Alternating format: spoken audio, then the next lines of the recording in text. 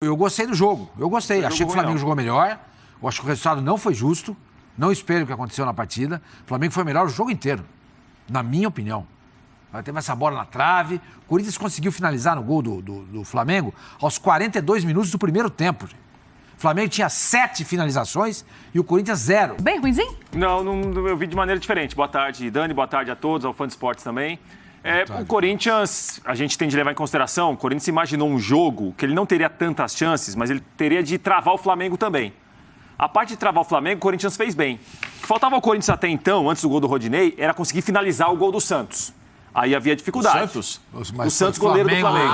Flamengo, do Santos do Flamengo. Não, o Santos, goleiro do Flamengo, é o nome dele, gente. Não sei se vocês estão acompanhando. Porque na quarta-feira vai pegar o Santos, né? Não, o gol do Rodinei foi pro Corinthians e o Santos é só o goleiro. Exatamente isso. Perfeito, Dani. Você tá misturando muita coisa. Contextualizou muito bem. O que acontece? Tá perdido. O Corinthians conseguia, no primeiro tempo principalmente, boas inversões de jogada de um lado pro outro, conseguia chegar perto da área do Flamengo, mas era muito com o jogo em cima do Adson.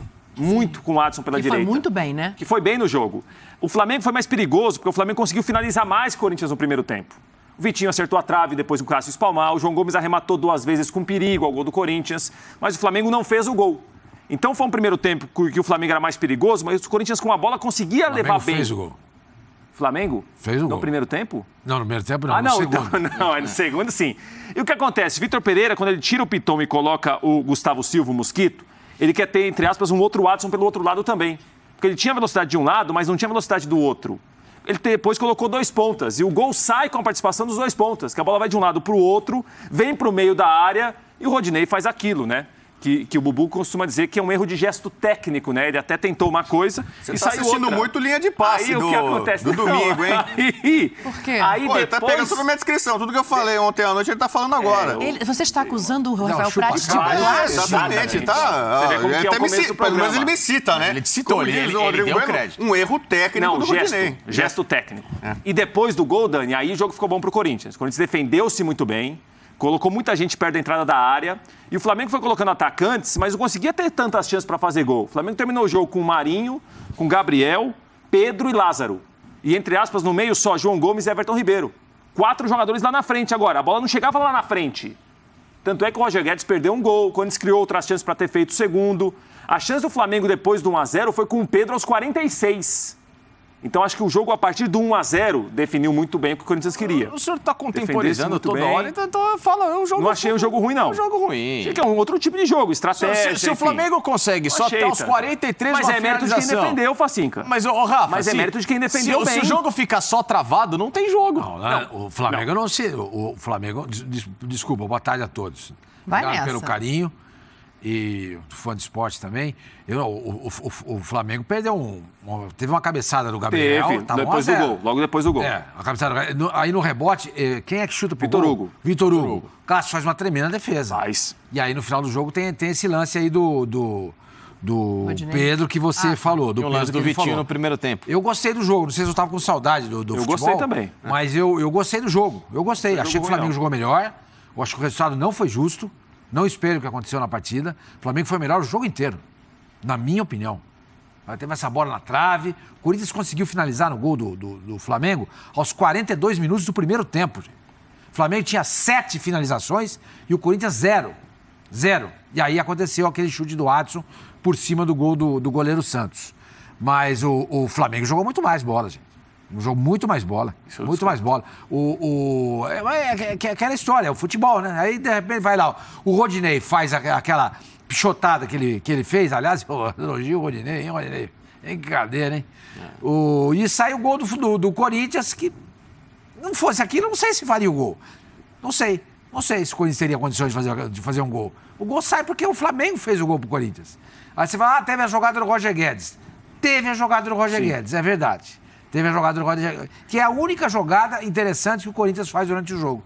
Que ele poderia ter feito o segundo depois gol. do 1-0 o Flamengo fez quantas, senhor Mani? Teve essa que você teve citou, do essa, Cássio defender, e a do Pedro aos 48. E aí a do Pedro também, exato. Eu acho que o Flamengo sentiu o gol. Até porque ali no meio-campo do Flamengo você tinha 2 meninos, né? O Vitor Hugo e tinha o Matheus França. Sim, que depois ele substitui, né? Os meninos sentiram, o Flamengo sentiu o gol. Mas o Flamengo era muito melhor que o Corinthians, muito melhor. Muito melhor. Eu entendo... O resultado não espelha o que foi o jogo. Eu entendo que o Sormani coloca em relação a ter a bola e propor o jogo, mas acho também que no momento que sai o gol, apesar dele ser um gol contra do Rodinei, o Corinthians estava explorando muito bem as laterais do campo, estava usando aquilo ali como arma para... Não, tudo bem, mas o primeiro tempo jogou muito pela direita. Estava fazendo isso pelas laterais. Mas não conseguia fazer nada. Tanto não conseguia fazer nada que o primeiro chute no gol do Corinthians aconteceu aos 42 minutos. Mas chutes perigosos do Flamengo também não foram tantos. Nas estatísticas, o Flamengo teve menos chances reais criadas com perigo na área tal do que o Corinthians. Eu discordo de quem fez a estatística. Eu discordo do Sormani e concordo com o Rafael Prats, que disse tudo que eu disse ontem, entendeu? Então tem que concordar com o Prats. Tem que ouvir isso na segunda-feira, essa hora, Rafael. Não. Primeiro, quem disse que você não mudou de opinião de ontem para hoje? Vou tentar falar coisas diferentes hoje. Eu acho que venceu o time que competiu mais. Para mim, o Corinthians mostrou muito mais interesse, a gente vê em cada dividida, muito mais fome por parte dos jogadores do Corinthians, em casa, apoiado pela torcida, onde o Corinthians não toma gol há 563 minutos. Ontem era o jogo 600 do Cássio, era um jogo muito importante para ele, pela efeméride.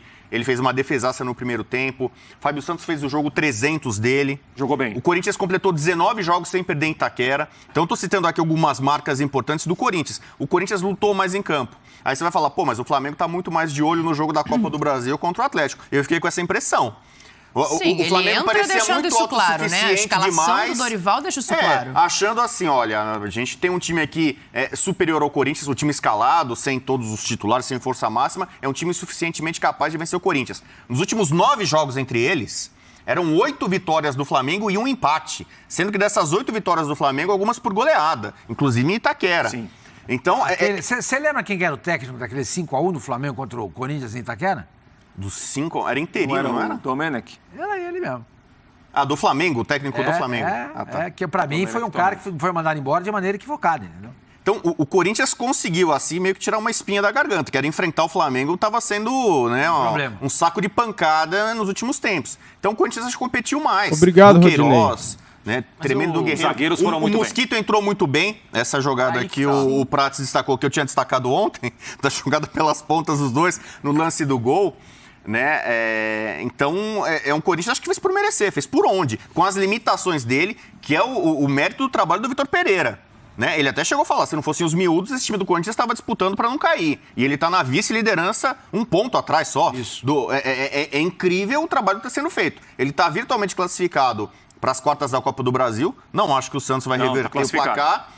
Ele se classificou com brio, com desfalques, passou pelo Boca, está nas quartas de final e deve dar trabalho para esse mesmo Flamengo. Então o trabalho dele, pelos resultados, é espetacular. Ele não entrega o desempenho que ele gostaria. Ele gostaria de ter o desempenho do Liverpool, né? O técnico do Corinthians, né? Sim.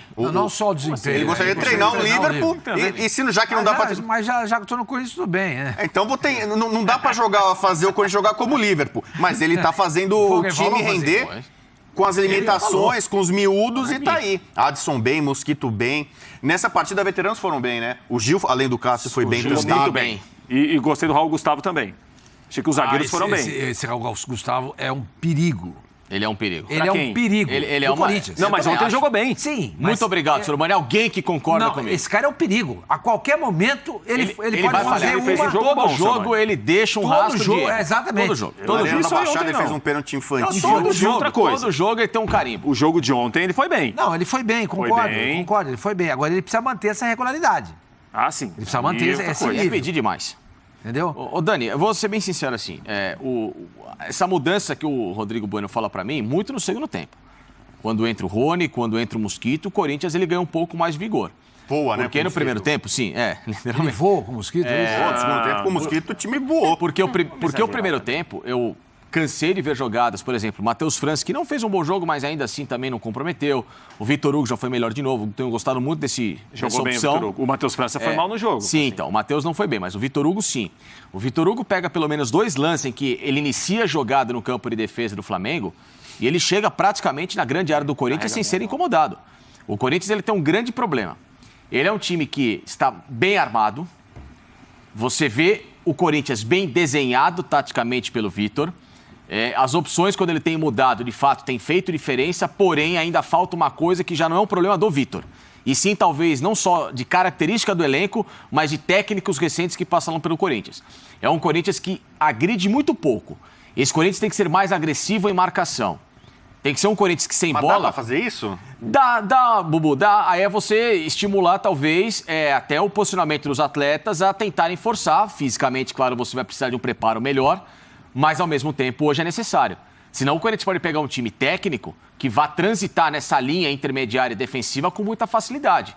Eu repito, o Corinthians tem bons atletas, é um time que, caso esses caras retornem aos seus melhores momentos, Fagner pode voltar, o William pode voltar, a gente não sabe qual que vai ser a condição do Renato, mas o Maicon pode voltar, enfim, tem uma série de bons jogadores. Balbuena contratado, Balbuena é jogador do Corinthians pelo menos por mais uma temporada, acertou o vínculo dele com o futebol da Rússia, está liberado, chega nessa semana, então é um grande zagueiro. Então olha só a qualidade, só que não adianta nada você ter esse monte de bom jogador se você não agride. Então ontem, o que faltou? Por que saiu o Cantígio no jogo? Porque não agride ninguém. Cantígio, cachorro banguela, não assusta ninguém. Como assim, cachorro banguela? Explica essa do cachorro banguela que vai dar corte. Sabe, não morde, entendeu? Não adianta nada, você precisa de um jogador que roube bola, que marque, que combata, que faça uma falta tática quando necessário, não adianta nada. Então fica o Du sozinho, correndo por um por outro. Se você espelha quando entrou o Rony, o Corinthians já ganhou esse balanço nos dois lados da intermediária e dificultou o Flamengo, mesmo com os bons jogadores no segundo tempo, para tentar mudar o jogo. Sabe o que é curioso? O Facincani está falando aqui, né, dessas mudanças que vão acontecer no Corinthians, dos jogadores que precisam ser recuperados. O Flamengo também tem suas contratações. E que vai chegar bons caras também. E essa pergunta aqui embaixo, eu acho que, na verdade, é um jogo que não fala nada sobre como vai ser a Libertadores. Não tem nada a ver. O confronto da Libertadores vai ser outro. Até porque os dois times serão outros. Então, para mim, não tem nada a ver. O jogo de ontem foi um jogo aí que os times entraram preocupados mais com o meio de semana. Por isso não tem tanta preocupação. O Flamengo tem. Mas, imagina, o Facincani acabou de falar. O Corinthians jogou sem o Maicon, sem o William, sem o Fagner, sem o Renato Augusto. Mas tem um detalhe. Você perdeu esse time do Corinthians frase, nós não vimos ainda. A gente está projetando um time do Corinthians que ninguém viu. Ninguém viu esse time do Corinthians ainda. Menos, eu acho. Não. Fagner, o William, Renato Augusto. Eu, se sou o treinador do Corinthians, o Renato Augusto, para mim, não é titular. Titular é o Juliano. O Renato Augusto, para mim, banco. Opção para entrar durante o jogo. Se ele colocar o Renato Augusto, o adversário vai gostar. Que é um jogador que não conseguiu ainda desempenhar o que dele se espera e a gente espera muito, porque sabe que ele é um grande jogador. Mas eu acho que talvez a gente tenha que rever isso quando tiver todo mundo em campo, né? Então.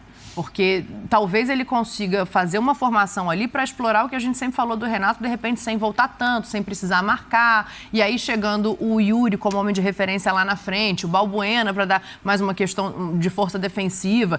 Isso modifica também o começo ali do meio campo. E aí, de repente, Dani, o Renato... Dani, eu já falei isso há algum tempo. O Renato Augusto é um cara que se deixa marcar, pela idade dele. Então, se você formar duas linhas de 4 e deixar lá na frente o centroavante e o Renato Augusto, ele vai ser marcado facilmente pelo time adversário. Já foi engolido toda vez que ele faz a função. Exatamente, ele é engolido fácil. Não tem um volante, pode ser qualquer volante, você põe em cima do Renato Augusto, ele marca o Renato Augusto. Esse é o grande problema. Então você não tem aonde encaixar o Renato Augusto, na minha opinião. Entendeu? Então, vou fazer essas duas linhas de 4 e ele não precisa voltar. Como eu falei lá que o Flamengo faz com a Arrascaeta. Então não precisa voltar. Mas ele se deixa marcar. Ele não tem o vigor físico do passado. Ele não tem mais força para colocar em prática o repertório que a gente sabe que ele tem. Mas ele já não tem mais a força física. A cabeça pensa, o corpo não obedece mais. Então ele é um cara que qualquer volante marca ele. Qualquer volante marca ele. Não precisa nem botar um cara em cima. Mas eu acho que depende do jogo, né? Um jogo do Corinthians contra um time pequeno que vai ficar se defendendo em Itaquera, ele pode ser útil na armação, um chute de fora da área. Talvez para enfrentar o Flamengo na Libertadores, né? Se bem que tem a lei do ex, né? Ele poderia fazer valer a lei do ex contra o Flamengo. Eu acho o contrário, Bobo. Talvez ele, para marcação, ele não vai contribuir tanto quanto os miúdos. Os garotos vão ficar se matando, correndo, ele não vai fazer. Então, mas não dá para você ter um jogador que não precise ter essa obrigação de voltar para marcar com a qualidade que o Renato tem e você colocar, de repente, os miúdos para compensarem isso? Não, mas isso é questão de quando você não tem a bola. Beleza, você põe lá a molecada, recua os 2 caras à beirada, 2 linhas de 4, bem congestionadinho, bem compactado, etc. Beleza. Mas e quando tem a bola? Você joga para ele? Não sai nada. Não acontece nada. Não acontece nada. Esse é o problema. O problema do Renato Augusto não é quando o Corinthians não tem a bola. Você resolve. Ó, fica aqui, flutua ali atrás do atacante, não tem problema nenhum. O problema é quando o Corinthians tem a bola. O Corinthians joga, pra mim, tem um jogador a menos quando o Renato tá jogando. Pô, é duro se jogar com um jogador a menos. Ainda mais contra times que se compactam bem, em linhas. Pô, você precisa de gente pra atacar.